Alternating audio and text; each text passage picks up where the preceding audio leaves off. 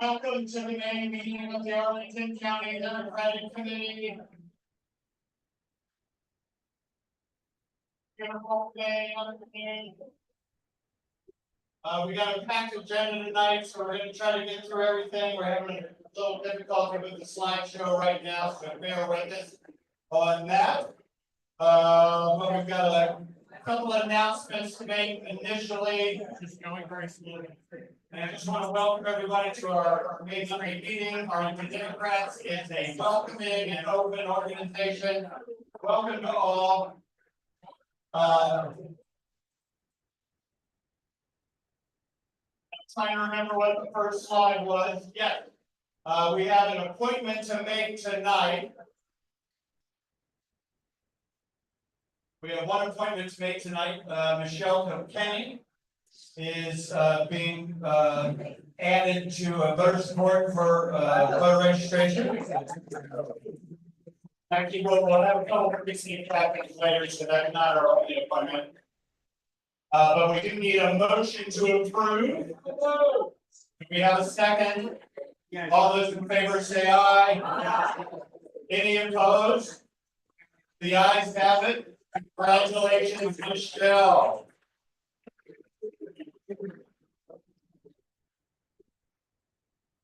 All right, so May's here and Arlington Democrats continue to take action in our current environment. We joined some of the May Day celebrations last Thursday to stand up for our Constitution, to stand up for due process of law and our three co-equal branches of government. And we had a really nice slide on that, but maybe we'll get to that shortly. I do want to welcome up our new membership director, Minwar Khalil. Minwar, I know you're here. Minwar is going to tell you about the 2 events coming up over the next month.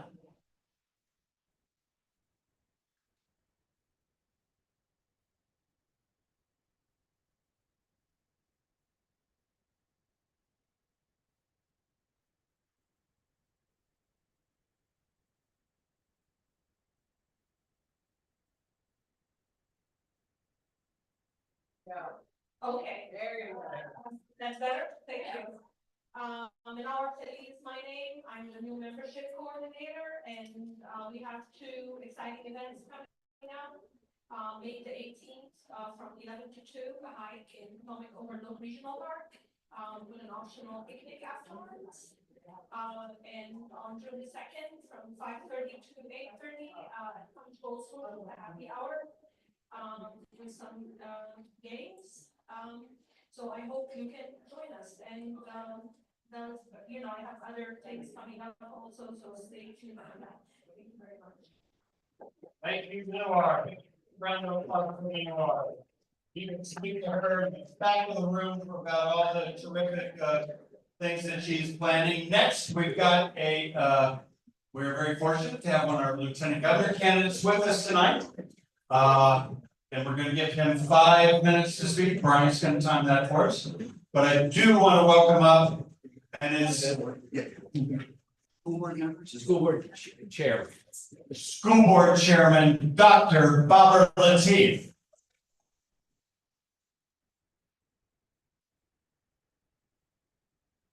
Thank you, Mr. Chairman. Folks, I am thrilled to be here. Good evening, Arlington Democrat. It's so exciting to be here among this crowd who's so blue, so energetic, so excited. You know, I ran my first election against a guy by the name of Corey Stewart in Prince William County. Anybody remember him? And we got shellacked, and we didn't have a party, we didn't have sample ballots, we didn't have precinct operations, we didn't have those captains, but Beyond Arlington was created, right? Anybody know about Beyond Arlington? Beyond Arlington came down in all those subsequent years to help Prince William County Dems turn the county from red, really red, to bluish. We won the Board of County Supervisors in only 2019. School board in 2015, we defended it in 23, but we did it with a lot of the work from you all who came down, knocked doors, sat at polling locations, and I'd be sitting there, I'm like, where are you from? And they're like, I'm from Arlington. God, you're in the middle of Dale City, thank you.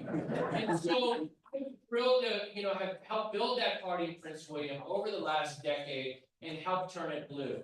I am Barbara Latif, I'm a practicing ophthalmologist, an eye surgeon, I take care of patients every day. I am the chairman of the Prince William County School Board for the last 7 years, I'm a parent of 4 fabulous kids, and I'm a small business owner. And while I've been chair of the school board, and I got elected in 17 and 18 and not in 20 and then again in 23, because of you all helped. And what did that do? We gave 61% raises to teachers in Prince William County, largest in the nation in the state of California. Had students winning 4 years ago, $20 million in scholarship dollars, last year, $130 million in scholarship. Like real money and real profits of real people. We're building the 4th net zero elementary school. Do you know where the first 3 are? Arlington. Jay Fassett, who I'm proud to have here this evening, who supports my campaign, has given me a lot of advice on an award-winning energy and sustainability initiative that we have in Prince William County. I'm thrilled to have him here supporting me. Great folks like Barry Hines, Miranda Turner. I've been thrilled to work with your school board members like Mary Cadera on the issues that affect us now. And what's affecting us now? That guy across the river, okay?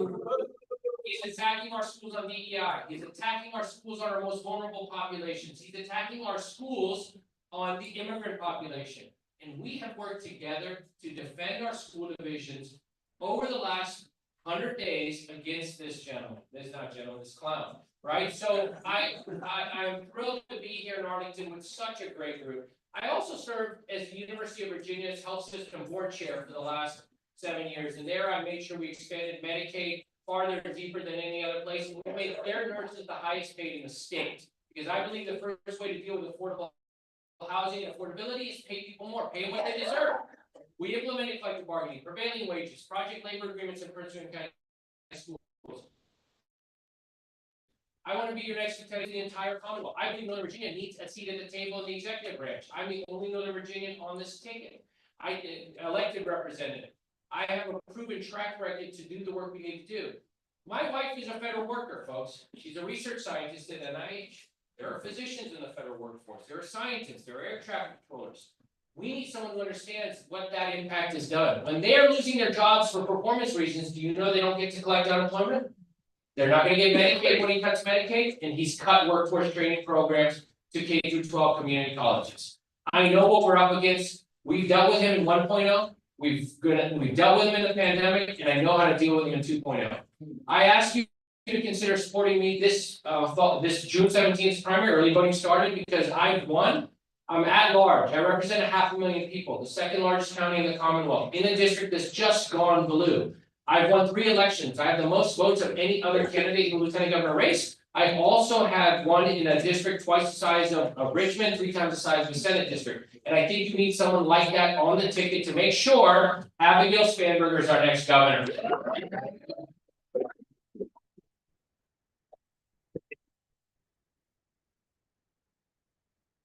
Uniquely positioned, I have a job, I see 40 to 50 patients a day. There are Republican patients, Democratic patients, older patients, younger, black, white, green, yellow, English speaking, non-English speaking. Folks, I can bring those stories of those people's concerns to the forefront and address all of their issues. And so I will ask you to please vote for me, Barbara Latif. Go to latifforvirginia.gov, latifforva.com, I'm sorry, and learn about me. Consider supporting our campaign. I'm thrilled to be here, and please reach out if you have any questions. I have Gabriel Lynn here for my campaign, and some great folks. Thank you all. Have a great evening.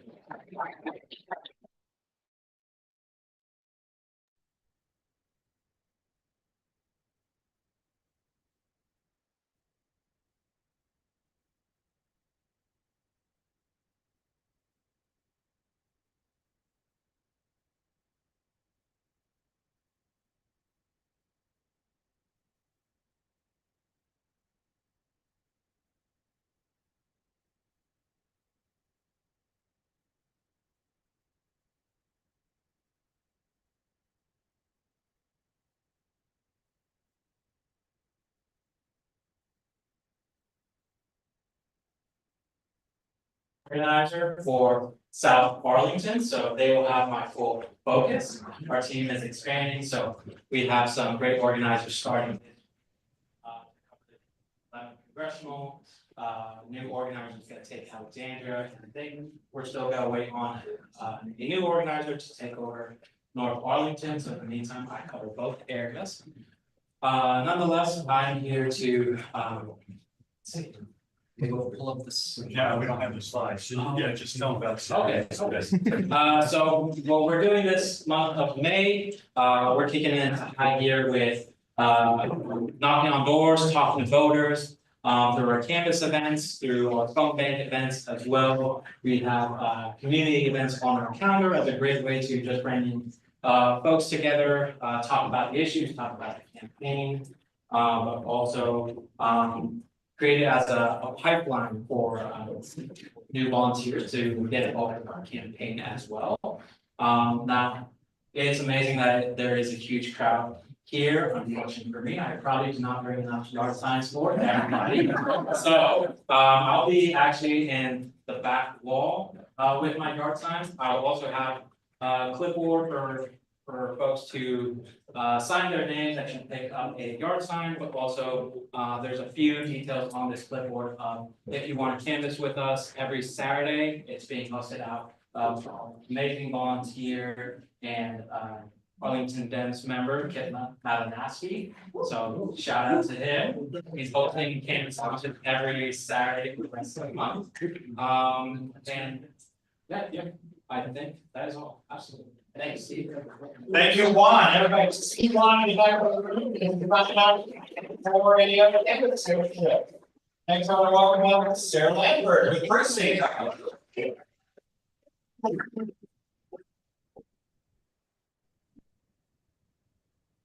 Hello, everyone. How are we doing on this beautiful spring day? Wonderful.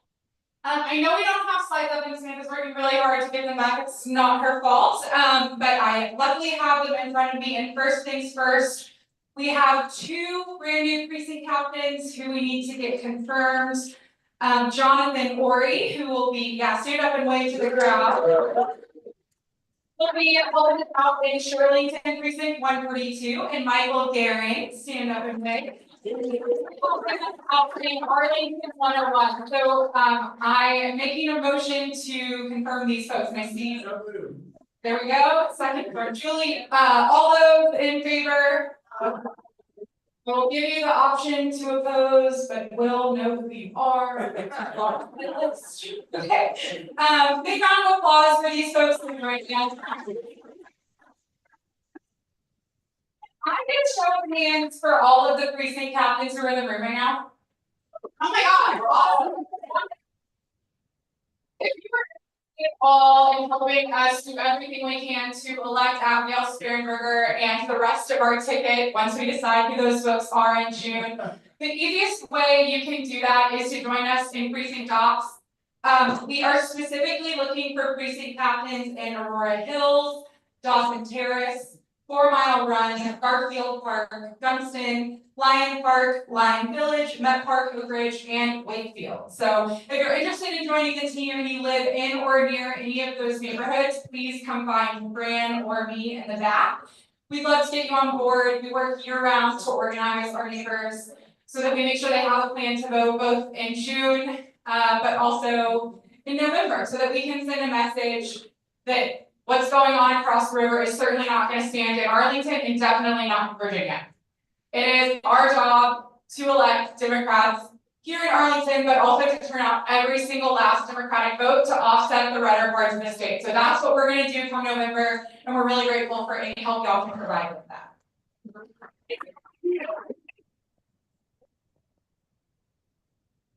So who voted already? Early voting started last Friday. Wow, okay, awesome. So you're available to poll greet on election day, on primary day.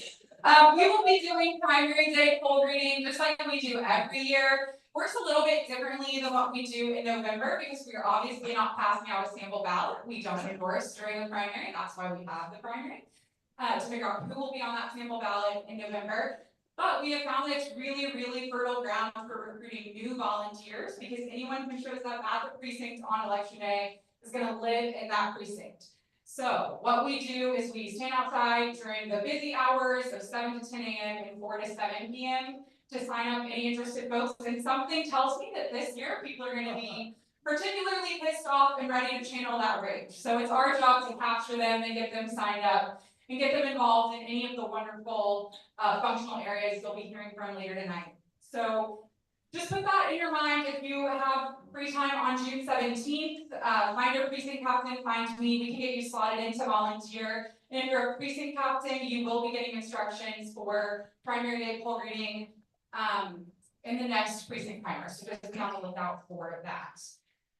Speaking of precinct ops business, on May 17th, we will have our 4th annual precinct ops volunteer appreciation party. Precinct ops only, just as a way to say thank you for all the work we did last year, and before we really gear up for June and the sprint / marathon that is election season till election day. So if you're May 17th from 12 to 2, we're gonna get Walter Reed eating some good food and just hanging out for once instead of, I promise I won't be asking you to phone bank or make calls, just come and eat. So RSVP for that if you haven't already. Please save the date for our next book club. We will be meeting on Tuesday, June 3rd to discuss Aristotle and Dante Discover the Secrets of the Universe. Very long title, but I've already read it, it's fantastic. It is our Pride Month pick, and last night we had a ton of fun discussing Real Americans, our API month pick. It was fantastic, we had a lot of fun, we had a lot of good food. So if you're interested, look on Mobilize, you can sign up for that. Our June meeting's actually gonna be virtual. So it allows for a little bit more flexibility there. We would love to have you. We also have all of the book club picks and future dates on Mobilize already. So if you know you can't participate in June, but want to participate in August, you can go ahead and put those books on hold at the library. And finally, we have a lot of voter registration events organized by Rachel Halpern at the Farmers Market. She wanted me to put in a plug. Yes. I was at the farmers market on Saturday and I had a lot of fun. I got some really amazing strawberries. But I also got to talk to a ton of people who did not realize that we are in the middle of a school board endorsement vote and that early voting had already started. So even if you're not registering people, you're doing a huge service just by being there and sharing information. So if you want to enjoy the weather, be outside, talk to some voters, get some really fresh produce, I encourage you to go to Mobilize and sign up for a farmers market in your area. With that, I am done. If you need me, find me in the back. Thank you all so much. Thank you, Sarah Lane. Right, thanks for having me.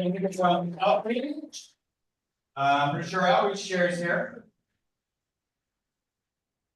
And we're trying to get the candidate forum started by 7:30, so. Just kind of take a minute and give us the highlights. Brian Coleman.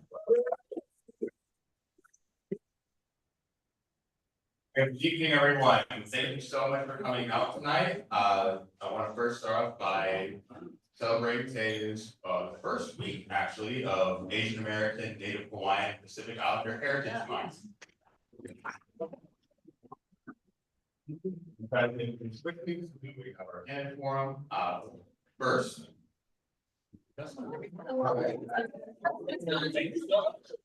So first off, starting with our team, we have over a dozen identity caucuses.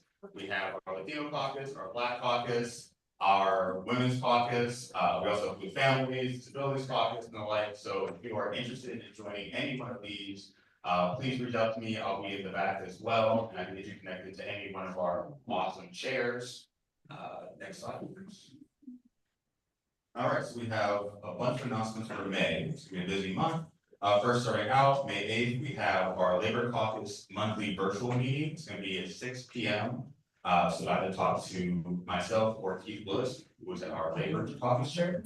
Next, on May 15th, we have ANHPI coffee with Senators Tim Kaine and Mark Warner, as well as Representatives Suas and Bobby Scott at 8:30 a.m. at the Russell Senate Building.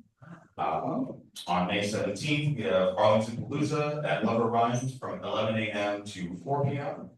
Then on May 22nd, Black Caucus is helping to co-host Lieutenant Governor Kennedy debate at the Palazzo Building Auditorium in Woodbridge, from 7 to 9 p.m. Then 2 events on May 31st.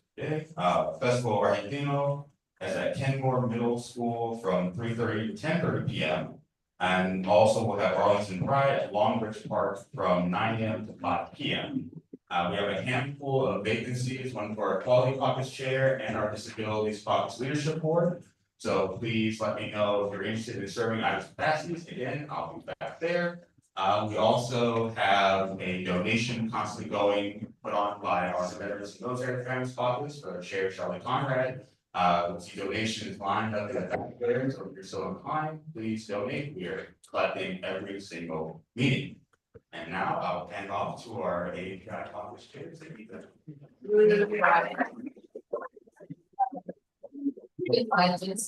Previous one. Okay, so yes, this is Asian American Native Hawaiian Pacific Islander month. So I made this lovely graphic. Next slide, please. And years ago, some of you may know Arbrush, and I went to the Arlington Economic Development Business Launch, where we celebrated local Arlingtonians, AAPI Arlingtonians. It's a great event they have every year. You should totally check it out. Next slide, please. Okay, and as Brian mentioned, this is a week from tomorrow. If anybody wants to join me, I'll be going to the Russell Senate building, and I think last year was the first year they did it, but they're doing it again. Our Latino Caucus Chair who also works for Senator Mark Warner invited me, and they're doing it again this year. This time they're including Representatives Suhas Subramaniam and Representative Bobby Scott. So if anyone is interested, anyone wants to join me next Thursday, please let me know. Okay, next slide, please. Okay, this is just an advisory. I don't know if you saw it in local newspapers or on social media. ICE has been going around in DC. They hit Pupatala yesterday in DC. I wouldn't be surprised they're gonna hit Pupatala here. So just letting you know that these raids are going on. So just, support your local businesses. Make sure they feel seen, and just letting you know about this. Next slide, please. Also, again, I want to thank Senator Barbara Favola. She put out a statement, I believe, yesterday, about Arlington resident Dr. Badar Khansuri. He is a professor at Georgetown University. He was taken from his home on March 17th. And he's being detained in Texas. As of just yesterday, the trial was gonna be in Texas, but a federal judge denied the motion of the trial being held in Texas. So now it's gonna be held in Virginia. Just letting you know, it's happening to our neighbors. Please bring up your neighbors, Yes, there is a hearing on the 14th in Alexandria that they're looking for support on. Excellent. Okay, you said I'll put it on the calendar. Okay, wonderful. That's all I have. Thank you. Thank you, Sangita. Let's go for Arlington Democrat. All right, quick little game. I know we're short on time, so we'll make this very quick. We're gonna play a quick little game called Yay Boo. Things we like, we say yay, things we don't like, we say boo. Very simple, everybody understand? Great. First photo. Next slide. Yeah.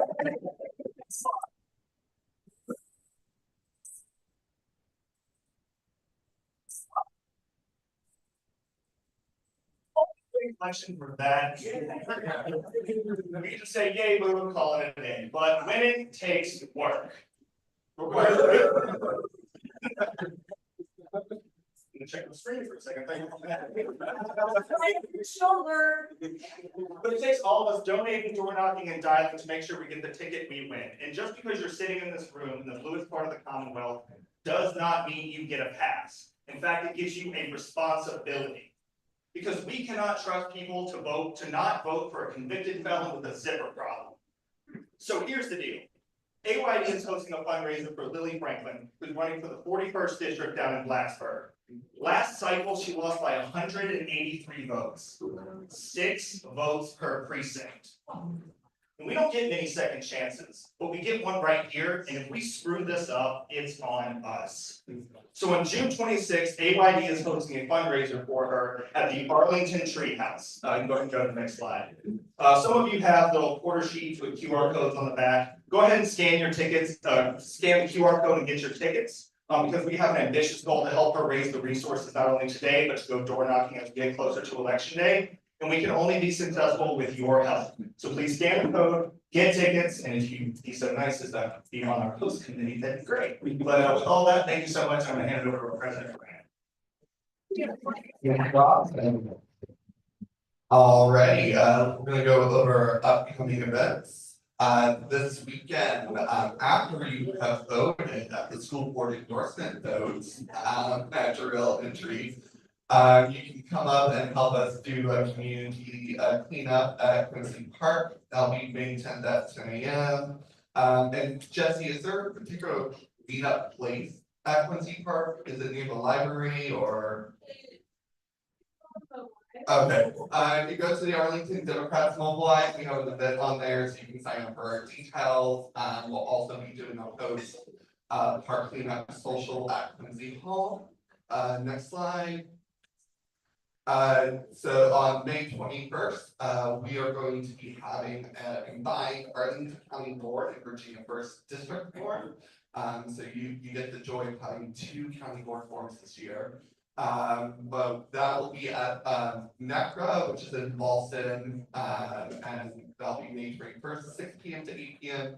We are live streaming, it will be recorded, we'll be emailing a Google form to collect questions for both of those forms, so be on the lookout for that, and also sign up through Mobilize for updates. Alrighty. And then save the date, May 27th at 6:30 p.m. We're still looking for a location. So hopefully we'll have that sometime next week. And that is it for the AYD update. Thank you. All right, next up, Kim was not able to be here tonight, but Tyler, the Elizabeth Guzman campaign is gonna give us a really quick, Beyond Arlington update. Thank you, Steve. How are we doing, Arlington Democrats? My name is Tyler Phillips. I'm the campaign manager for Elizabeth Guzman, who's running at HD 22.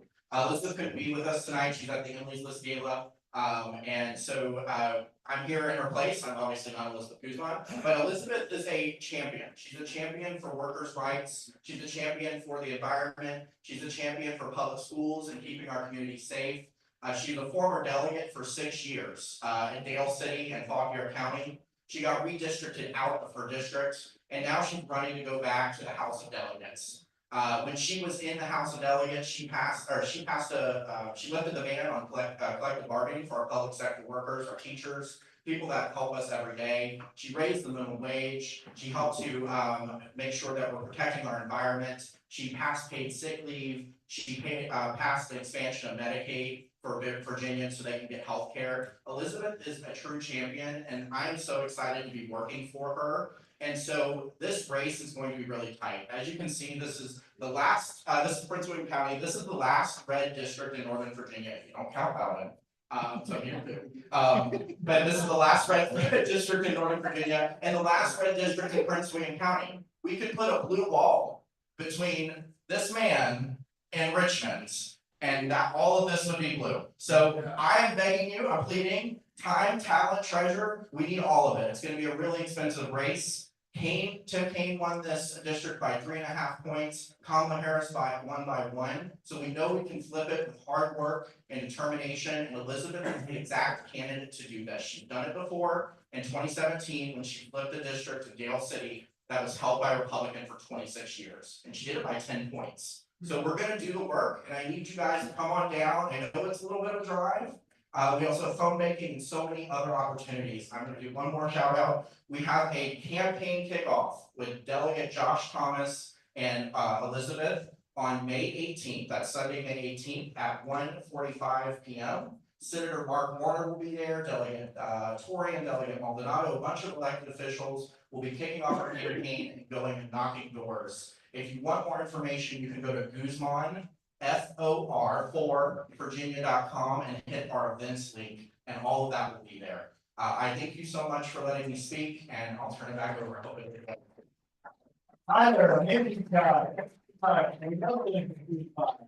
right, if our moderator and candidates make their way to the front of the room, couple quick announcements. We've got the senior lunch is on May 13th, 12 p.m. Where is it, Bob? Us Boys and Poets. Also, we are still recruiting volunteers for our school board endorsement vote. I think we need about 4 people from noon on, 2 people, 5:30, 6:30. See Carol Burnett in the back of the room if you're able to help. And with that, I will turn it over to former county board member and good friend, Jay Bassett. Hello, everybody. Let's go. I still recognize some of you, but the good news is not everybody. And there are a lot of new faces here, and thanks for being part of the Democratic community in Arlington. So we have until 8:40. Time is it right now? 7:38, all right, a little over an hour. I'm supposed to describe the rules and explain this. We have 2 candidates. They have flipped a coin or somehow chosen, and James DeVito will go first and Takis Carantona second. There is no opening statement. There is a closing 2-minute statement. I'll be the one asking all the questions. The questions have already come to me from you. You've submitted them on an index card, so I have a number of them here. If you have another question, you are able to fill out an index card right here. You can get one, and he will bring it up to me while we're in the midst of the forum. There is an opportunity, 2-minute response to each question by each candidate. And on occasion, if necessary, we'll give a 30-second rebuttal. That's not often used, but if somebody feels the need to rebut, let me know, and it'll be my judgment to move on and allow that, or if you've been abusing it, we won't. 2 minutes will be held strictly, you'll be held to 2 minutes. You got a 1-minute reminder and a 30-second reminder. So if you go over, I'm not very flexible on that. So to keep this moving, we'll get in as many questions as we can. I think that covers it. All right, here we go. First question, and there were several in the index cards that came to me about the impact of the federal changes on Arlington. The first one I'm going to ask is about the federal workforce. The second question, which will be a second 2-minute answer, will be more on the budget stuff. But with all the cuts in the federal workforce, what can Arlington do? What are we doing? What we could do more of to stem the loss and help people that may be losing their jobs based on what's going on across the river. So James, you're up first. I want to thank you for asking me that question. Hold that up, I want to thank you for asking me that question. I have campaign signs out all over Arlington that say fight to protect our federal workers. Our federal workers are the backbone of our local economy. We have to do whatever we can to help them. I think the first thing that the county board should do is to find some lawyers to file lawsuits on behalf of the federal workers. We have to see whether we can stop what's happening. The second thing that I would recommend that we do is if we have open positions, we need to hire these people. And if we can't hire them directly, I think that we should provide them job counseling, job fairs, do whatever we can to keep our federal workers employed. As I go around Arlington, I see signs in every neighborhood that I go to, in the lawns, saying we support our federal workers. We have to support these people. They're the backbone of our economy. I will do whatever I can to help them. Thank you, Takis.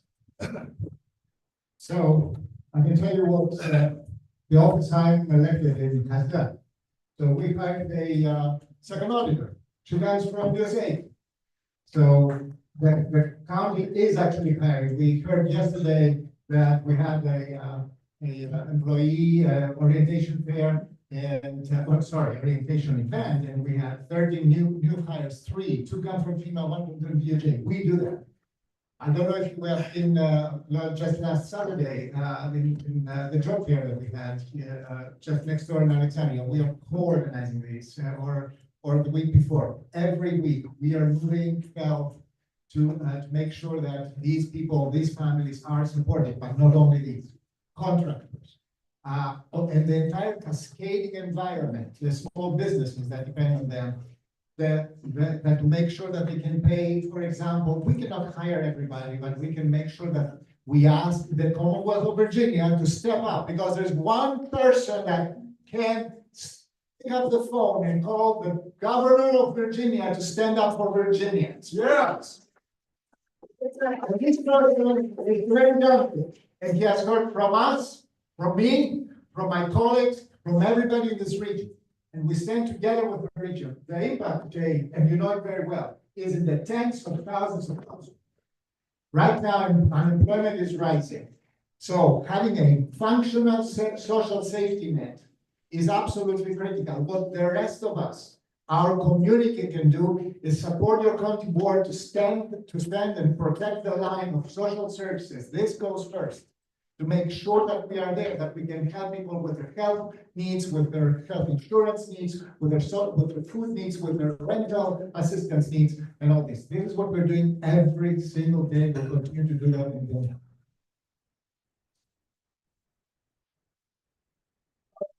Next question is still on these federal impacts, but it's about the money. There's a question here, and I'm gonna broaden it. It says, if funding to education is cut on the federal level, will you commit publicly to making up the deficit? And I'm gonna expand that question to be other federal funds, meaning community development block grants, other funds that come to our county directly or indirectly, food, etc.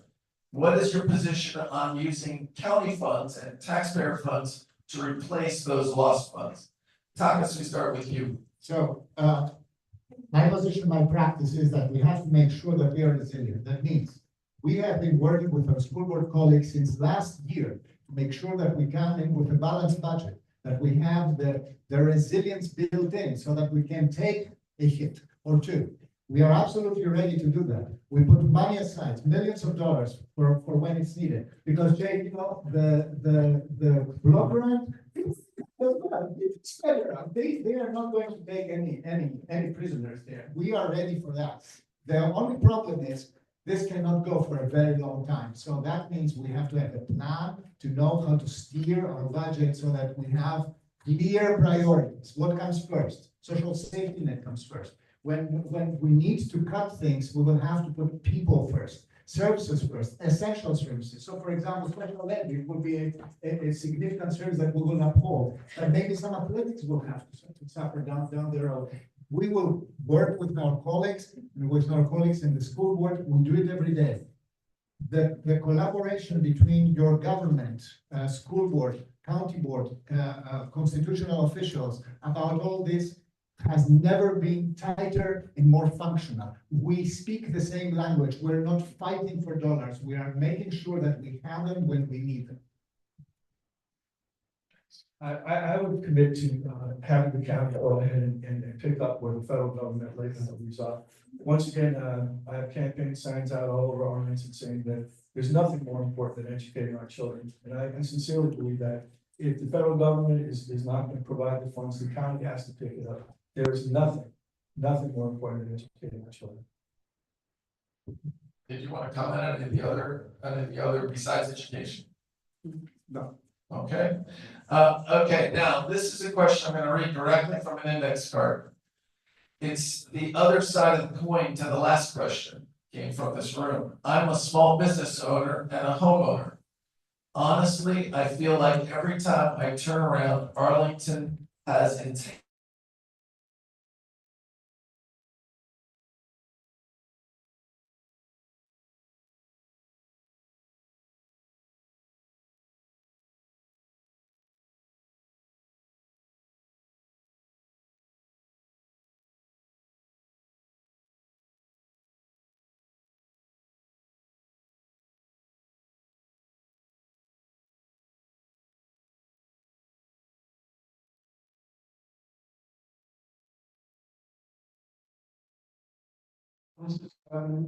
Calculating bringing, the less we have to rely on real estate revenue. And I think that what I would do is I would offer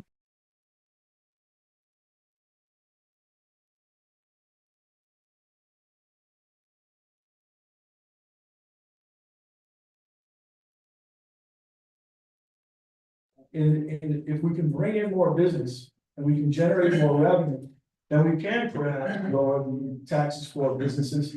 And we could possibly also lower real estate taxes for everybody in this room. The county, in my opinion, has failed. If you have a 25% commercial vacancy rate, that's 1 out of every 4 businesses. I live in South Arlington, in the Columbia Pike. I see businesses leaving left and right. I think that we've got to do more to bring in business, because business is what's going to bring in the revenue. And once we have revenue, we can start looking at cutting taxes. So, it's an important question because we are in a crisis, an economic crisis. And of course, tax revenue is not readily available everywhere. It's very difficult for people to pay their taxes, to sustain everything that we mentioned before. Like we pay, okay, we hire these for, federal workers, or we pay for whatever is needed in our school system. Guess where the money is coming from? It has to come from our pockets. So this is why I put economic resilience and budget guidance that is based on the resources we have, not we think we have, but the resources that we have are reliable and sustainable first. This is why the county board this year hasn't increased the tax rate. We've been very, very careful in managing the fiscal side of the county. Very important. It's not that 1 out of 4 businesses that is missing here. It's 1 out of 4 square feet in our office space is not there. We have enough businesses here. They are making a lot of money. Actually, they're making very well. Look at the businesses that you see in Crystal City and everywhere. The problem is that their business model since the pandemic has changed. For the same volume of business, they occupy less space. They have telework. The things have changed. So what the county board is doing to protect this tax base is to invest in all the new, the bleeding edge technologies in a diverse environment of business abstraction, bring in the tech, diversify so that we're not only depending on the federal government or only on very few big businesses. We're successful with that, but it will take some time. And at the same time, we have to be fiscally prudent and be very careful with the means that we ask Maritonians to put on the table. So for me, resilience is a difficult, pragmatic set of choices, and I've been doing that all the time, and I think it shows the very fact that Arlington County has survived the pandemic is now in a good position to deal with. Okay, thank you, Takis. Now you're first up again. You're first up again. The next question is several on this topic. The question I will ask is, what would you propose to improve or rectify or deal with our zoning rules, some of our zoning rules, and providing more variety of housing options for people rather than more multi-million-dollar McMansions? What are the alternatives that you propose or are underway that you support? So very clearly, Arlington has a housing problem. We have a housing crisis for a very, very, very long time. We lack amazing amounts of housing. We cannot offer all Arlingtonians proper housing choice options for everybody. We have a huge middle class that cannot stay in Arlington because it's just too damn expensive. I saw Scott McCaffrey here. He wrote an article saying that it's about $3,000 in average to pay for a 2-bedroom. This is absolutely insane. So the number one thing is housing production. Everything that we do, whether it is with zoning, with land use, with site plan approvals, with corridor development, which is my number one priority, where it's efficient to put housing first. We have to resolve all these problems in a sense that opens the options for a wider range for Arlingtonian to find housing here. Changing zoning rules is absolutely necessary. And we talk about zoning rules because yes, we have made it easier to build, to put more households on a single piece of land. We made it easier for developers to offer more housing on corridors where there is transit and where they are closer to schools, where there are amenities that can sustain a denser population because our economy is that. This is not only about people, it's about people and their jobs and the positive economic feedback loop that makes this community being such a great and successful community. We need to resolve our housing problems. Tim Kaine, you hosted a fantastic seminar, Jake. Tim Kaine said, in Northern Virginia, the last 5 years, housing was the top rating for a very long time. And in Virginia, it was top 10. Now it's top 3 for everywhere, from Bristol to Arlington, and from Lynchburg to across the state and across the nation. So thank you.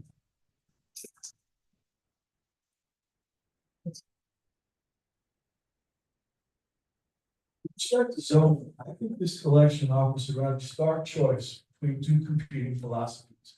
You have the current county board, who in my opinion favor overdevelopment and who side with real estate developers and stand for more density. Whereas my position, I stand for less development in order to preserve the quality of life that we have here in Arlington. The primary example of this, of course, is the missing middle. When this zoning change was first announced, the county board claimed that if they allowed real estate developers to put 600 condo buildings in single-family neighborhoods, real estate prices would somehow magically come down, and people would be able to buy real estate in single-family neighborhoods at cheaper prices. This, of course, was simply not true. Prices for the new condominiums that I'm seeing are all over $1 million. The missing middle is not going to produce affordable housing. Now, when it became apparent that the missing middle was not going to create affordable housing, what did the current county board do? Did he say, hey, we made a mistake? No, instead they doubled down by rebranding this expanded housing options, with the idea being now that the people in single family neighborhoods would have housing options they didn't already have, like condos and duplexes. And the problem with this is that there are already thousands and thousands of those housing choices in Arlington. All the Boston core is filled with condominiums. The really alarming part about the whole thing was that they passed the missing middle over the vigorous opposition of the people who actually live in the neighborhoods who don't want the single family neighborhood. The missing middle is going to make increased traffic. It's going to make parking impossible. If you put 600 condo building in a single family neighborhood, that's 12 more cars you've got to park. Where are you going to put them? It's going to overwhelm the sewer system. It's going to overwhelm the stormwater drainage system. It's going to take out the tree canopy. And it's going to irrevocably change the character of our neighborhoods. The county board is not listening. I talk to voters every day. They say, Mr. DeVita, we don't want this. The county board is not listening to us. We need to listen to people. Thank you, James. All right. You want to rebut? Okay. Yes. 30 seconds. We didn't regret anything. This is what it is. It's about using land in a better way and housing more people. Welcoming more people, coming more often. When I came to Arlington 22 years ago, we had only one choice to find a condo. There were 94 condominium associations in the entire county. 22 years later, there are 97. 3 more. This is not how we built a town. So we. Time's up. Time's up. We do better. 30-second rebuttal. All right, moving on, converting office space to residential. We did have a question from the audience, but just to put a frame on this, we all know that there's a high vacancy rate right now, relatively historically high for Arlington. It's not only Arlington, it's a lot of places. That was COVID induced, that's being exacerbated by some of what's going on again across the river right now. Conversion of existing office space to residential is one of the ways to deal with that. Have we done enough? What have we done? Have we done enough? What more can we do? Do you support that? So James, you go first. Absolutely. In fact, in all my campaign literature, I offer alternatives to the missing middle. One of the primary ones is converting vacant office space to living space. There are proposals out there called co-living. The idea being that you take an existing office space, it's got centralized bathrooms and kitchens, and then you would ring living spaces around it. And I think for young people, especially, this could be an attractive option. People who can't really afford and if you look at some of the prices on this middle, I mean, even the county's rosiest projection was it would cost like $600,000, and most people coming out of college simply can't afford that. This co-living option, I think, would be a good one. It's a way that you could convert the residential office space I think that we need to do whatever we can to talk to real estate developers to get them involved in doing this. And I don't see why they wouldn't want to. Those spaces are just sitting there month after month after month, costing the developers money. I think that if they realize that there is a way to do this, that they would do it. One other option I saw was to have people come in and show them the space and then let them talk to the developers and be able to create their own spaces. If they could come in, they could essentially design a unit. And I think that it's a solution. I think it's one of the best solutions because essentially what you're doing is you're taking space that's simply being wasted and you're putting it to good use. I think it's a fantastic option. And I think that it's a much better option than this. Thank you. Thank you. Thank you. So we are doing that. We are, actually, we started already more than 4 years ago. But very seriously, 3 years ago, we removed all zoning obstacles for any use, not only for residential, but also hotels, other uses that could go and convert buildings that are today obsolete into something that's useful without having to demolish them and new build. Where the market is able to take that, this is already happening. We have brilliant, very good examples here in Arlington, and our next county board meeting on Saturday, we'll have another one where, you know, they keep the parking garage, it's an expensive part of the building, but they redo the above right on Metro. There is no question that this is one of the many tools. This is why we say this is not a one silver bullet policy. This is a combination of many, and this is one of them. Arlington, unfortunately, has a lot of buildings that were built in the 70s. These buildings have very deep floor plates where it is very difficult to build units that have windows. You know, you literally want one for the bedroom and one for the living room. And if you have a very tunnel-like unit, this is not easy to convert. It's expensive to do that, but we do it nevertheless. And we are going to continue to remove obstacles to make that happen even more. One amazing, you will find amazing examples in Crystal City on the Rosson corridor, but make no mistake that even if we could convert all these 76 obsolete buildings into that, we still would be woefully behind with our housing production, and this wouldn't be just enough. We lack tens of thousands of units, and we get $3,000 rent for a 2-bedroom house. Thank you. Thank you. We have a question here about permitting, and I want to put it in a context as well. Developing a large building is expensive, and the process, the longer it takes, the more cost it adds. At the same time, you want to engage the community and deal with your commissions and your review. How do you explain the perfect balance between time and money for a developer, community review, and are there ways to improve or streamline the current permitting process for developments? Takas. So, given especially the housing crisis, our approval times are just excruciatingly long. It takes like 4 years, 5 years, 6 years to get a mid-rise approved. This is just long. I have the highest regard for the community process. It's substantial, but it cannot be at the expense of the actual deliverable. So we love the place, but we're actually killing the outcome. So there are ways to do that. I'm coming from Columbia Pike. Arlington has been a pioneer, and they were part of that. We have a form-based code where it takes realistically 1 year to approve a project. Because we had a front-loaded process, we know exactly what goes where. This is called the form-based code. It's the community buy-ins there, etc. We can learn from that.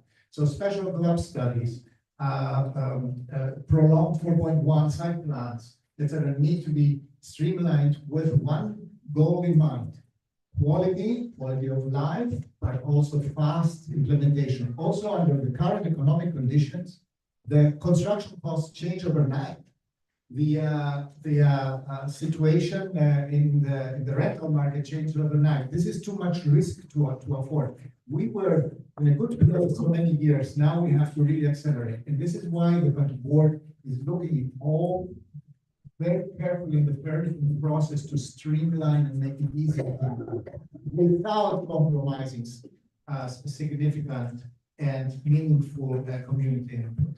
And also without, sacrificing the outcome to that. I think Mr. Carantonis just made my argument for me. Could you imagine being a business owner and being told it's gonna take a full year to get a permit so you can do business? I think that's why we have a 25% commercial vacancy rate. The real problem is once again, is twofold. If you don't bring enough business income in, then you gotta rely on real estate income and for taxes. And so the real problem is that people's, real estate taxes are gonna continue to go up. And I don't think the people in Arlington particularly like that. In fact, I talk to them 4 hours a day and I'm hearing, that the taxes are too high. What we need to do, we need an economic renaissance, Arlington. We need to bring in new business. Not because I love business, but because it makes everything else go.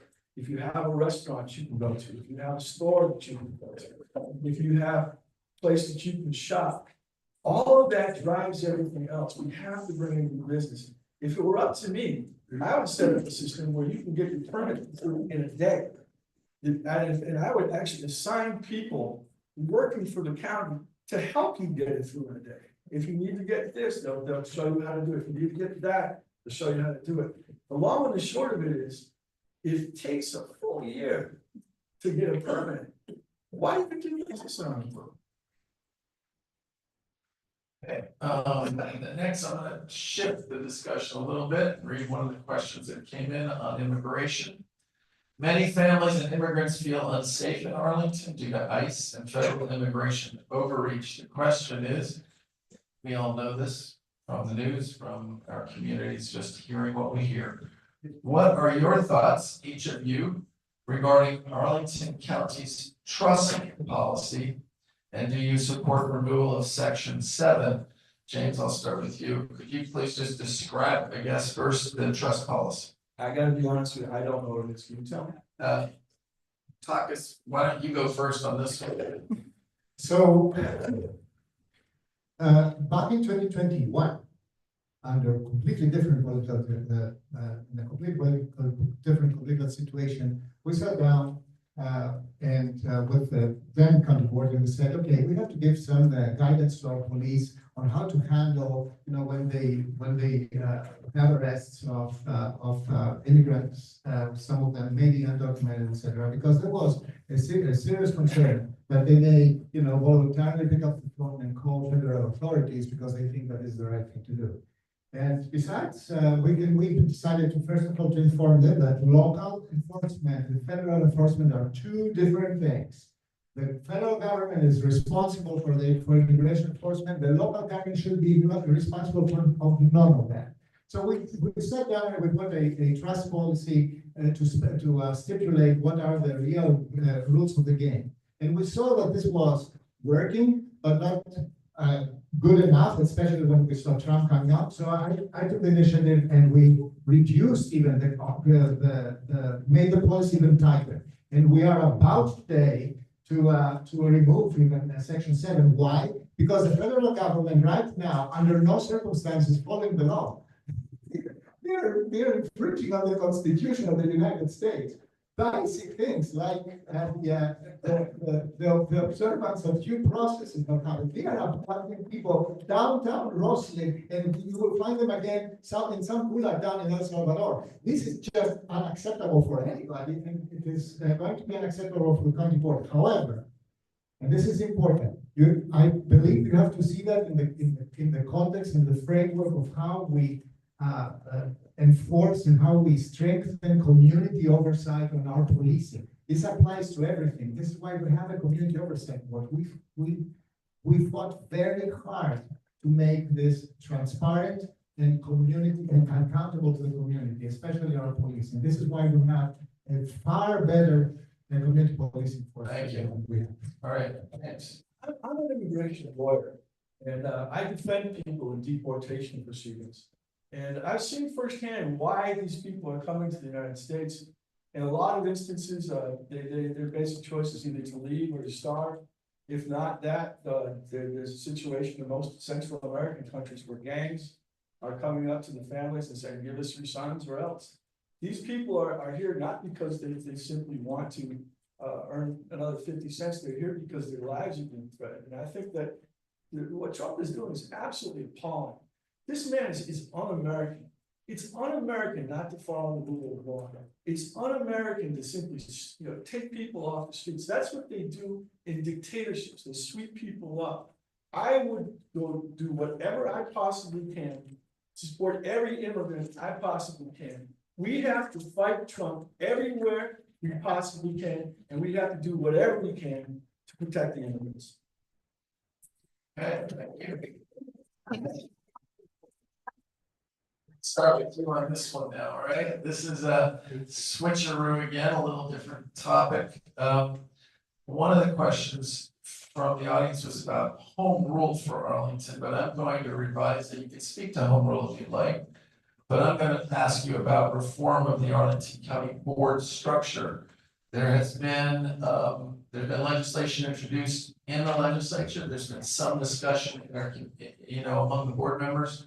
So number one, what changes, if any, do you personally support? And secondly, what process do you envision to look into that or discuss that with the community? I'm not sure whether everybody in this room knows, but Patrick Hope, who's our delegate here, actually has a plan to expand the county board. And the basic idea is that you would have 4 positions that are designated for certain specific geographic locations in Arlington, and then 3 at-large positions. And I have campaign signs up saying I support Mr. Hope's plan. I think it makes a lot of sense. There are differences between North Arlington, say, and Crystal City, or between South Arlington and other parts of Arlington. I think that those people have different needs. And I think it makes sense to have somebody who's representing that particular area. So I wholeheartedly support Mr. Hope, and I wholeheartedly support his plan. The other thing, in terms of home rule, I've always thought it particularly obnoxious that we have to listen to Richmond. I don't know why we can't have home rule here. Why can't the people who live here decide what we want to do? That bothers me. Bothers me. We should be able to determine. Thank you. We have a lot of conversations about this in many communities. And this is not the first time, by the way. It was 2 years ago, we had the same conversation, and another 10 years ago, we had the same conversation. So the number one question I have is, what is really wrong with Arlington County government or the structure of government? What is Arlington really failing at? There are many things that you can criticize, many places that we can do. I'm open to the conversation. My colleague Julie Spain has proposed last year and very seriously to have a public body, a commission, an appointed body to discuss that, to discuss it openly, and most importantly, socialize it with everybody. Because, we talk about immigrants, for example, nobody knows about this. Nobody can calibrate. What does it mean to have districts? What does it mean to vote for the county chair directly? How much money will this be costing, etc. Personally, I'm very open to discuss that. I'm very open to say, okay, we are a 240,000 people community. It is probably logical to have more than 5 members of the county board. However, we need to first define the problem, see what we are trying to resolve for, and then go for that. The discussion will be on. I very much hope to initiate this group this year so that we can have this in a decent and all-inclusive way. That is really a place where public input is extremely important. Okay, thank you. Next question is on sustainability and the environment. Please start with Takis on this one. Please identify your top 2 priority actions to advance the climate and energy plan adopted here in Arlington County over the next year or 2, in the short term, in other words, your top 2 priority actions. So my top 2 priority actions, we approved a climate resolution, something that binds all climate action of Arlington County. We recognize that this is an absolute priority for us. So the number 1 action is to strengthen the office of our climate policy coordinator that we are really coming to. We funded this. And this office will be implementing a climate action plan, a real one, something that is written and we can actually go point for point. This is not only just electrification caring about expanding the tree canopy, strengthening public transit, etc. This is this is an entire list of ways to reduce our carbon footprint. And this is the number one thing is where is the center? Where is the commitment of the government to do that?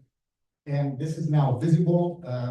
Jennifer Fiorelli is our czarina of this, and I'm extremely happy to say, yes, we can do that, and we are doing that. The second priority for me is an aggressive movement against what the Trump administration is doing right now. Every time that they're saying they're trying to, they defunded EPA, they defunded all these programs. These are real programs that, for me, cut into something that they care a lot about, which is climate justice. It is, the people who have more money can manage their carbon footprint, and I hope that they have the education and the insight to do that. Those who, 1/3 of Argentinians cannot, and this is for me the focus. How do we bring, for example, very efficient heat pumps? How we bring electrification? How we make sure that our less fortunate community, our equity emphasis areas, can match the ability of the county to reduce their carbon footprint. So, thank you, James. I have two proposals. The first one is to create more electric vehicle charging stations. I'm driving an electric vehicle right now. I think electric vehicles are the way of the future. I think the two big problems with owning an electric vehicle are range, and number one, just finding a place where you can charge them. And I think it's sort of a chicken and egg thing. I think if we have more charging stations, I think that we'll have more electric vehicles. I think they're good for the environment, and that's something, it's a very practical thing that we can do. Certainly, we could put them in county government buildings, and we can encourage businesses to have electric vehicle charging stations in apartment buildings. Anywhere where there's a sizable building can accommodate electric vehicle charging station. And the second thing I'd like to do is expand bike lanes. My model is Copenhagen. When I was in Copenhagen, if you took a step off the sidewalk and you're gonna look left or right, you're gonna be run over by bicycles. People ride bicycles there. There's a whole bunch of people do. I think it's good for people. I think it's good exercise. And I also think it's good for the environment. It takes more cars out of the equation. And so those are two things. Rather than something esoteric, I'd rather propose just two practical things: more charging stations and more bike lanes. Yeah, I'm gonna skip the remote for a minute and go to a follow-up question of my own on this. You mentioned electric charging stations. Quite a few in this building and some of the county facilities, which is nice to see. I also own an electric vehicle, so I look for that. High-rise buildings, multifamily, are one of the biggest challenges, existing or new multifamily buildings. What ideas you have? What do we already do that would help an existing multifamily, again, condo or a rental building, to get electric vehicle charging stations? What are the options? Do you want to start on this one, James? You raised that initially. Yeah, I'm fortunate that I have an electric vehicle charging station in my office. But you can put it virtually anywhere where you have a parking garage. And if the apartment buildings have parking garages, there's no reason why they can't have electric vehicle charging stations.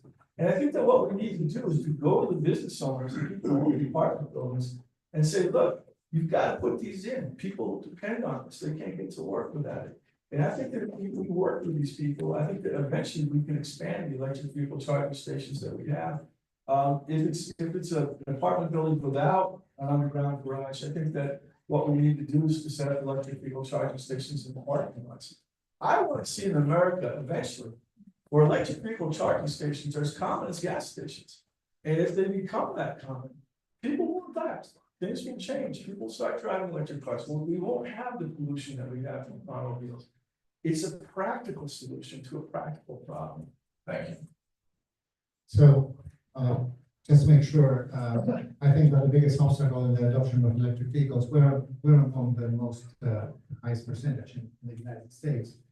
This is not really the technical thing, it's the price of the thing. It's extremely expensive. It's not affordable to most people right now.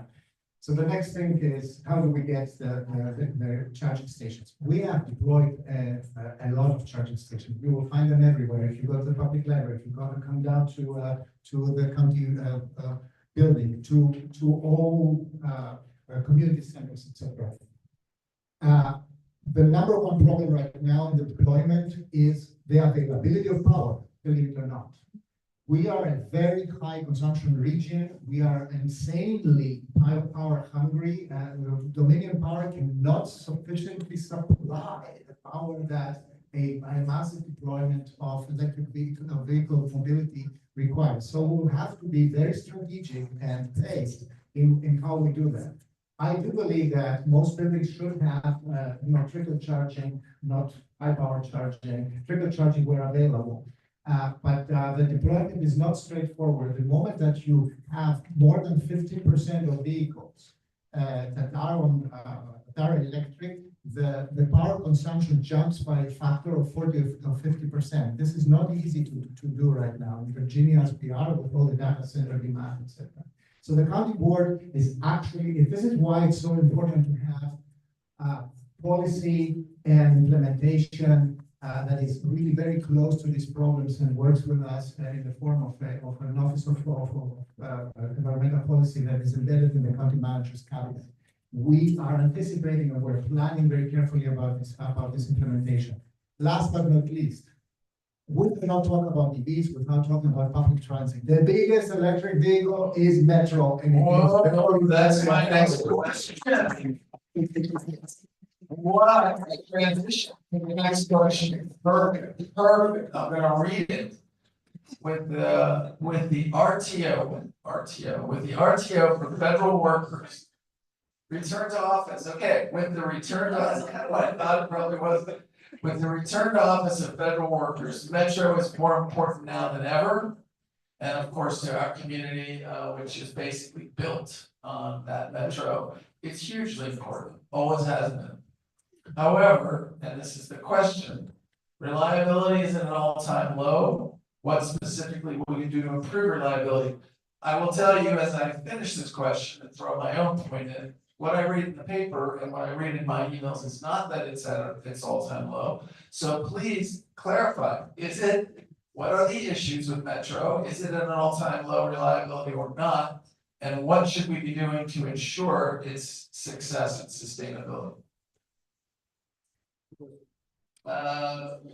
Yeah, you went last, so you go first now, okay. So, no, reliability is back and it shows, and it's not only the RTO, but it's the fact that Metro is reliable, it's safe, it is absolutely, it's clean, it's where you have it, and also the bus system goes with that. It is amazing what the region as a whole, we all together have been able to accomplish with Metro. This is the best performing metropolitan transportation system right now in the United States. Coming out of the pandemic, we jumped far faster than anybody else in the nation. And this has one common denominator. We are politically committed to that, and we put the money down, and Virginia, under the Democratic House and Senate, helped us to do that. Now, the second thing is, we need to make sure that the funding for Metro is reliable and dedicated. This is going to be the discussion in this coming year, and it's extremely important that we win Virginia because we need this infrastructure to be funded. RTO is only the return to office is only a part of the success right now because of course it's kind of cruel to think, yeah, they go back to office just to be fired again. So that's absolutely not the point. We support Metro, and Arlington is critically dependent on this infrastructure because it supports our economy, it supports our diversity, brings important businesses that are not the federal government, and this is why we continue to support Metro in our bus system. Thank you.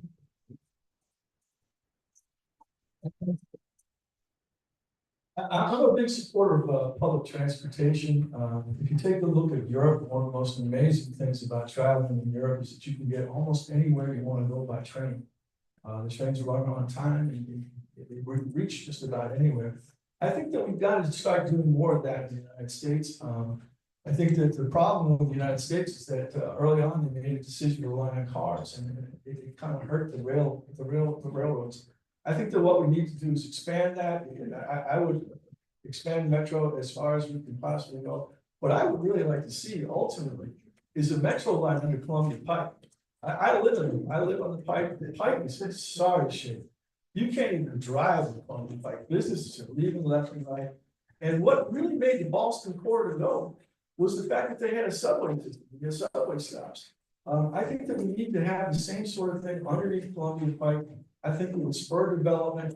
I think that we need to look to the future and not just ask, how can we improve what's already here, but what can we do for the future of Arlington? What can we do to bring in business, to make the Pike a place where people can do business, make the Pike a place where people are seeing development, not just, small businesses that keep fading away.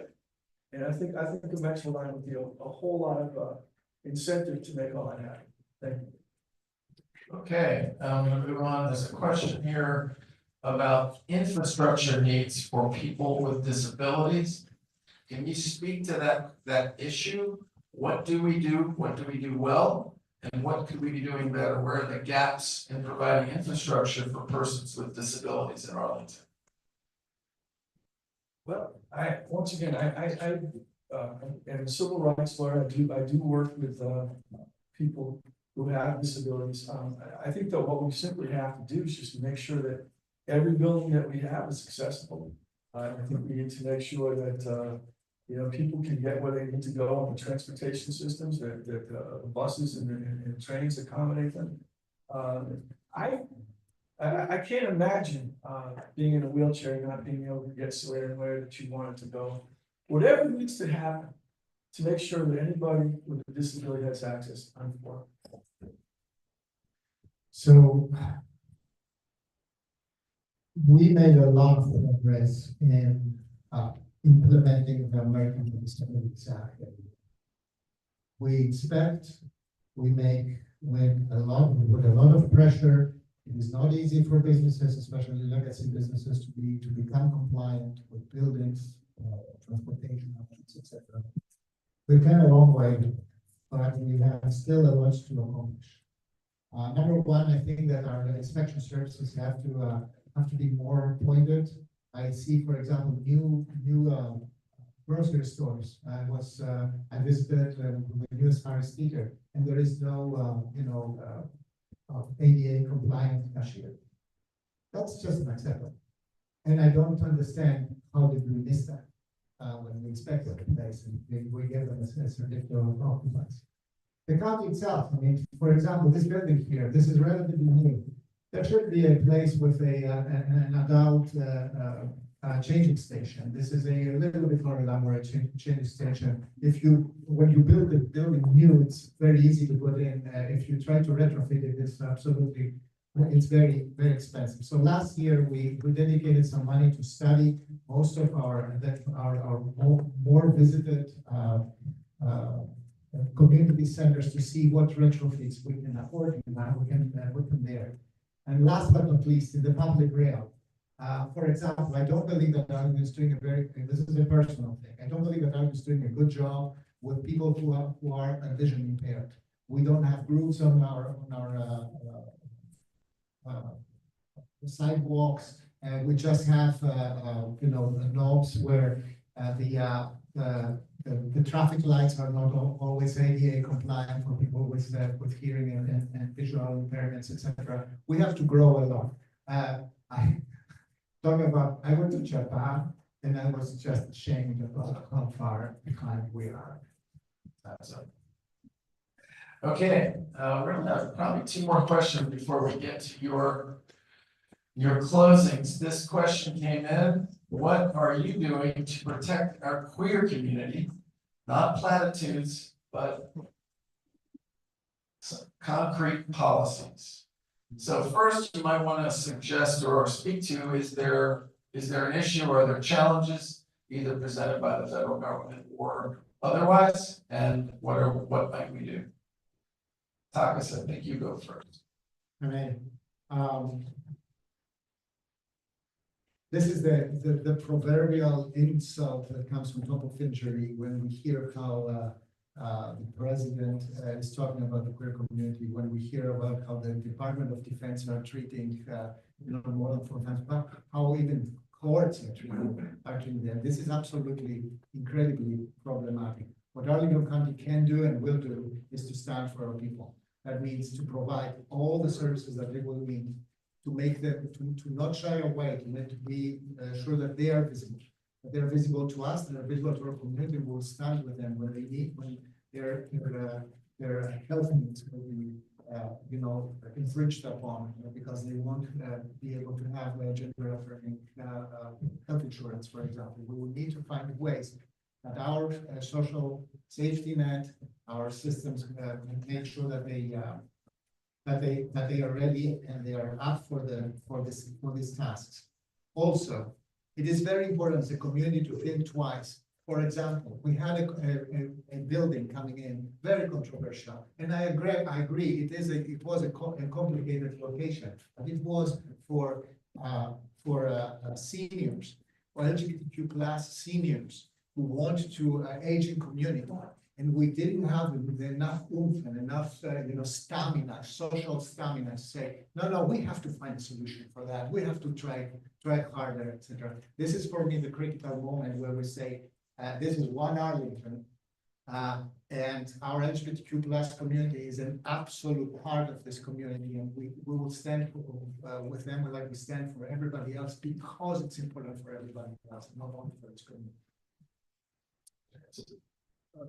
I'm a civil rights lawyer, so what I do with respect to gay and lesbian people is that I can bring lawsuits to go ahead and defend their rights. I think that the primary thing that we need all of us to do is to stand up and to say that what Donald Trump is doing is wrong. The long and the short of it is Trump is a bully. But I've got a little secret to tell you about bullies, and that is deep down inside, every bully is a coward. And if you stand up to them, they invariably back down. And what we need to do is we need to do that. We can't just simply stand by and watch the Republicans publicly pillory people who are simply being who they are. How can you possibly discriminate against somebody simply for being people that they already are, being what they are? You just can't do that. It's un-American. Everything that Donald Trump is doing is deeply, deeply un-American. Mocking people with disabilities is un-American. Constantly lying to the American public is un-American. Calling soldiers who fought and died for this country losers is un-American. Refusing to say whether you will uphold the United States Constitution is un-American. Showing no respect for the rule of law is un-American. Threatening people with whom you disagree is un-American. Rounding up immigrants and deporting them without due process of law is un-American. Refusing to commit to helping Ukraine unless you can turn it into a business deal is un-American. You don't help Ukraine so you can extract minerals from them. You do it because it's the right thing to do. You do it because you want to make the world safe and democracy. The Republicans think we're licked. We are not licked. We are just begun to fight. And if you elect me, that's one of the things I want to do with my county board position, is use it as a soapbox to fight against Donald Trump. All right, my last question is really 7 questions. And it's a speed round. It's a speed round. They told me I was allowed to do this if I wanted. So you can only say, I'll give you, you can say yes or no, or you can give like a 10-second or 15-second explanation, but we're not gonna let it go much more than that, because there's 7 of them in 5 minutes. So the first one, and James, you're first. Do you support, what was it? It's not Missy Bill. What's the name of it now? EHO. What is it? Yeah, Enhanced Housing Options, EHO. Do you support the EHO policy? Yes or no? No. Yes. Yes, okay, there's a difference. Number 2, should 100% of all federal funds lost to our nonprofits or our government be replaced by local money? Yes or no? Talk us. Only if we can afford it. And depending on our fiscal ability, what we have to do is to make sure that these nonprofits are whole, even if the money is not there to support them. So okay, got it. Okay, it's not a yes or no, but it's James. What he said. No difference on that one. James, should the county board be expanded from 5 persons to 7 or more? Absolutely, I support Patrick Hope's plan wholeheartedly. Takas, I don't oppose that, but we need a public process that shows us what else has to be fixed or what else has to be in place. that's coming up as one of those, my other questions you just sort of alluded to. Number 4, should the county board have an elected chairman, elected by the residents of voters of Arlington? Takas. At this point, I'm not supportive of that because of many issues that this may have, may bring, but it's a very valid question and it needs public. It's a no with an asterisk. Okay, James. What he said. Okay, no difference on that one. Number 5, should the county board establish a blue ribbon panel to assess and make recommendations on these questions of the county board structure? Yeah, well, he goes first on this one. So he can't just say, I agree on this one, he's gotta go first. All right, Studying any proposal is worthwhile, I think that obviously you wanna make sure you're making a decision that makes sense, I don't mind spending the time to look at it. blue ribbon panel then is a qualified yes, is that right? Yes, we said already. Okay, so they agree on that one. Okay, that was number 5. Number 6. Should the county board look into shortening the amount of time political signs are permitted to be put up?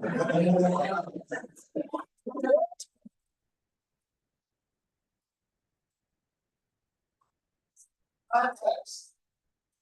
I ran a committee with Democratic Party, Republican Party, and the League of Women Voters. And we came up with the rules, and now because of early voting, they interpret it to be 30 days before early voting starts, not the day of the election. That's why they're up there so long. So the question is, should we we consider shortening it somehow? I don't know whether that means changing the county code or doing something else. Who's first? Maybe I back to the question is whether we should. Shorten it from what it is now, which is 30 days prior to the start of early voting. I think we should consider that because of environmental questions and the issue of signs, etc. But I'm open to that.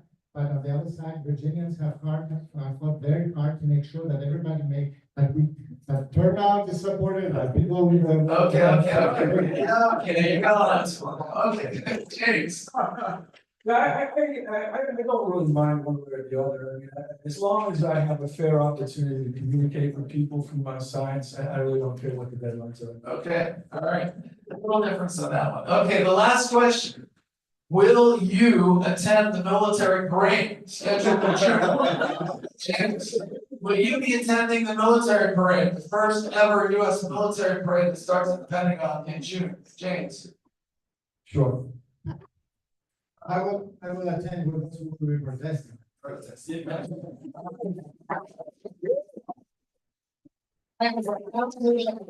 Final, concluding statements, and it's in the same order, I understand, so James, you go first, talk a second, 2 minutes.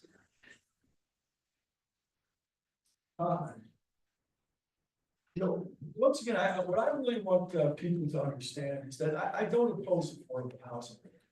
I have 2 daughters myself, they're 20 and 22. I would like them to be able to live in Arlington too.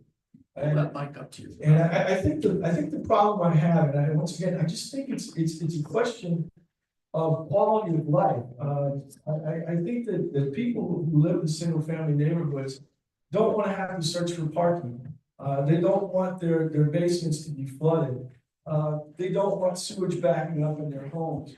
They don't want to lose the trees. They don't want their schools to be overcrowded.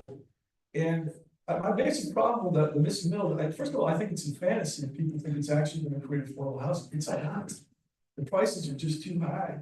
And the question becomes, if it's not going to create affordable housing, who's the benefit except for real estate developers? And I do think there are better options. I believe in affordable housing, but I just think the missing middle, I don't think the single family neighborhoods can take the density. I don't think the people want it. And I think that's really important to listen to the people who actually live in the neighborhoods. And there are a number of other situations like that. There's the River House development in Crystal City, which will block the view of the people living on Arlington Ridge.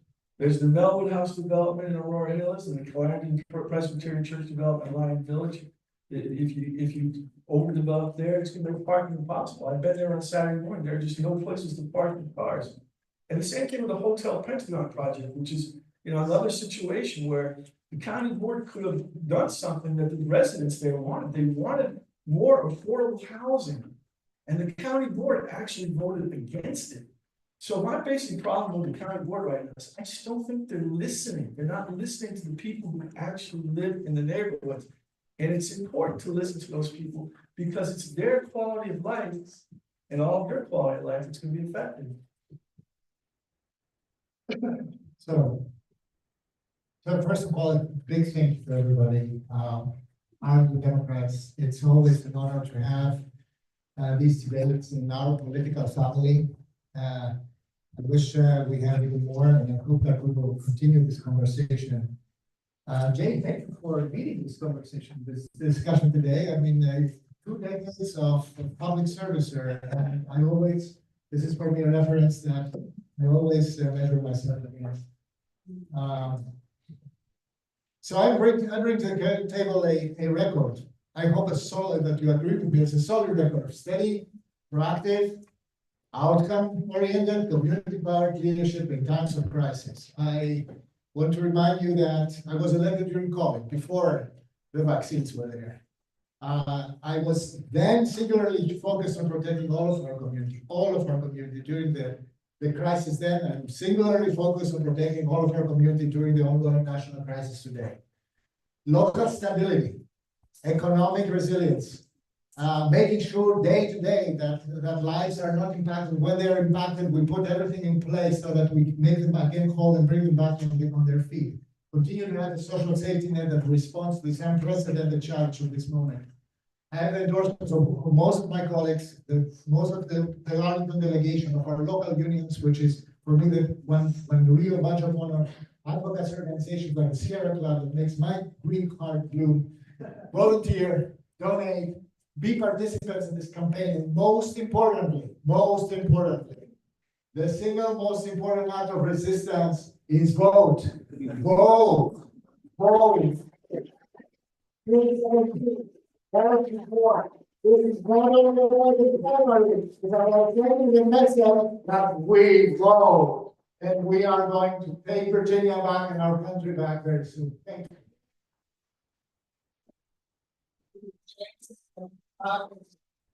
Saying for our leaders that, we are blessed with a community full of committed, smart, progressive people, and some of them step forward to run for public office, which is not an easy thing to do.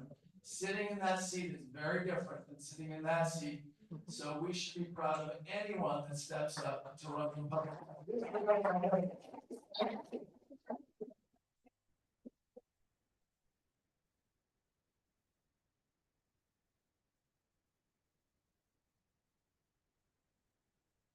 Big round of applause for our candidates. Peter. Carolyn Tony. A big round of applause for our moderator. Former County Board Member Jay Scott. Thank you all. Thanks everyone for being here tonight. They definitely rolled up the sidewalks at 9, so I think they want us out of here as soon as possible. I think they locked up the parking garage at 9, so if you're in the garage, make your way to your car. Thanks everybody for being here. See you next month.